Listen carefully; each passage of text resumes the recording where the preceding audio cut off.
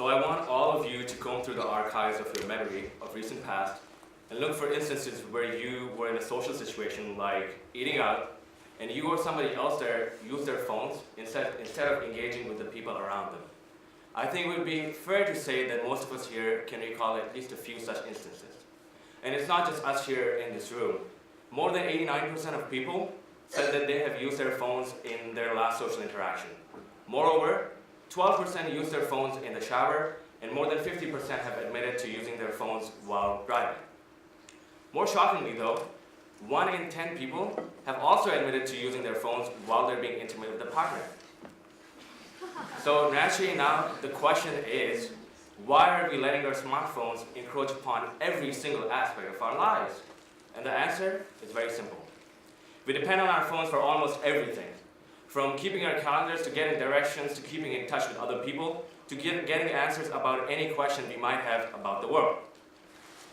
Now what happens when you rely so much on one single item?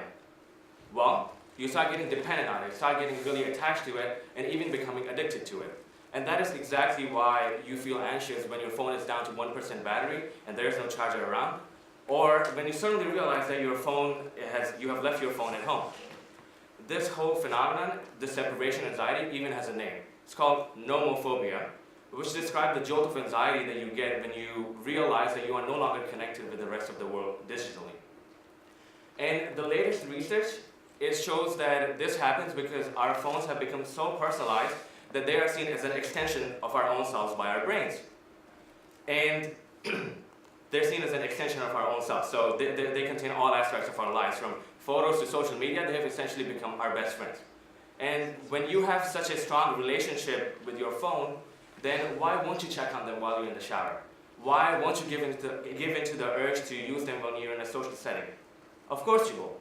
Of course you'll give in to that craving. And the more often you do, the higher the risk of you getting addicted. Now, I know what some of you might be thinking right now. You're probably saying, okay, so we rely on our phones a lot, we're getting a little bit attached to them. So what? What's the harm in that?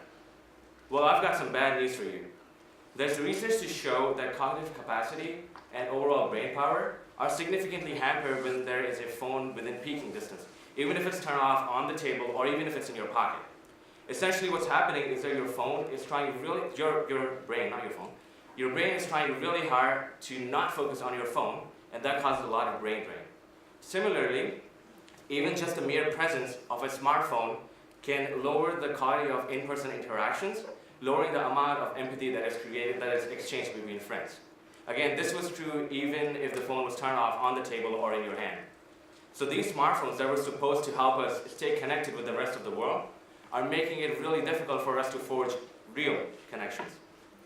And at the same time, that's not the end of it. There was a recent study that showed that there's a very strong link between narcissism and smartphone addiction. And smartphones can actually create narcissism in its users. Case in point, 35% of the people in this study said that they have used their phones in situations or areas where they were banned because they had a justification for it. These people, they believed that they knew better than the authorities that created those rules. So if you're someone who's addicted to their smartphones, someone who has nomophobia, and most young people these days do have it to some extent, then you are likely going to suffer from some of these ramifications as well.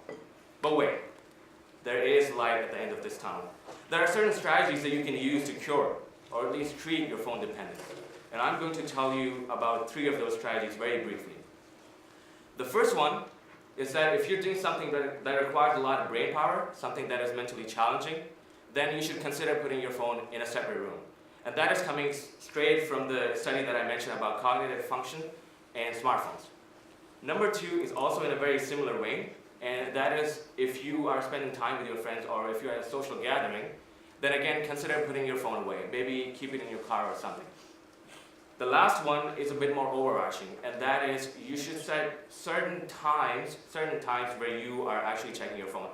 Let's be real, you don't need to check your social media every 15 minutes or every half an hour. So let's make that maybe 2 hours, for instance. And these strategies are going to be a little bit difficult in the beginning to follow. They're not going to be very easy, but I am positive that if you stay at them, you will eventually succeed. Eventually, you will be able to break the bonds of dependency that your phone has put on you, and eventually, you will be able to sever the significant and pathological connection that your phone has put on, that has developed, the attachment that has developed between you and your phone. And ultimately, you'll have the power to put down your phone if you so desire. I really hope I didn't break my phone there. Anyway, if you follow these strategies, then I am positive that you will live a more fulfilling life. And if everybody in this room, and eventually people even outside of this room, started following these strategies and started distancing themselves a little from their phones, then the next time a presenter like myself asks you to recall instances where you or somebody else use their phones in a social setting, there will hopefully be fewer instances to remember. Thank you very much.